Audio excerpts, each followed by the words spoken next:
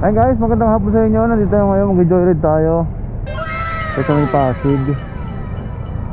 Nakuha na tayong booking. Bali ang booking natin ngayon is padala. Padala kay delivery kay Joyride. Dito tayo sa may pick up point. Kaya banda rito 19C po. Salamat po. Ang gulo ng address dito, di ba guys? Hi sir. Hi sir. Delivery Pablo po sir, no? Dito na rin payment sir. Ito na. Thank you. Salamat po. Ano naman ito sir, pagkain? Ha? Pagkain sir. Sige po. Salamat po. Picture pa sir. Happy picture mo. Thank you kuya. Salamat po. Hindi natin alam kung anong pagkain to. Pagkat. Oh no! Oy! Oy! Oh no!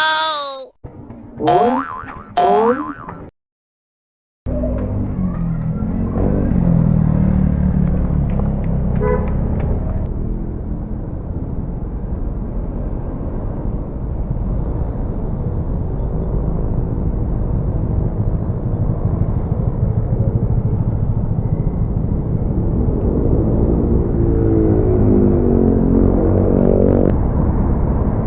Ayun guys, dito na tayo sa may Pasay. Malapit na tayo sa drop off natin.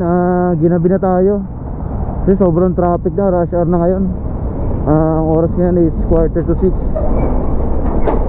Dito na tayo, malapit na tayo sa mga drop off natin. Tayo sa may Pasay. Napakahiwaga naman. Ang ganda ng panahon. Sana hindi na umulan hanggang bagong taon.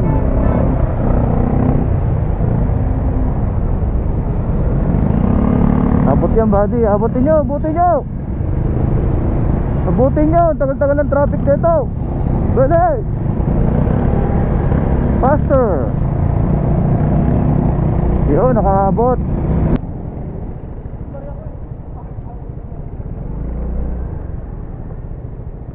Tawagan natin yung customer natin para bumaba kasi nandito na tayo sa may drop off. Ayun o, Aspire. The subscriber cannot. Hindi natin makontak yung customer natin. Ang ginawa natin, tawagan natin yung pinag-pick upan natin. Hello sir. Hello pa. Sir, ako po yung sa Joyride sir, sa pagkain. Sir, dito na po ako sir. Hindi ko po kasi makontak yung drop off. Yung Susan? Opo. Baka may chat nyo po ba? Chat nyo po para... I-chat nyo pa. Opo. Salamat Sige po. pa, i-chat nyo pa ha. Thank Okay. you po.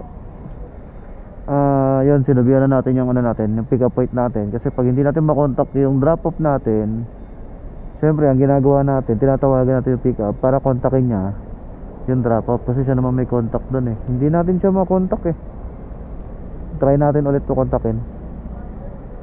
Baka sumagot si Ma'am Susan. Sana sumagot na para naman makuha na yung item natin kasi susundo pa tayo.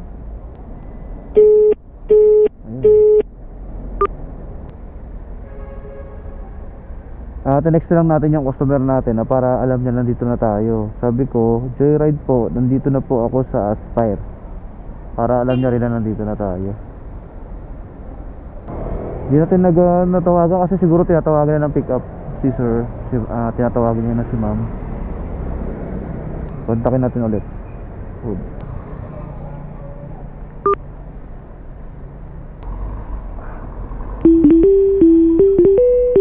Hello po.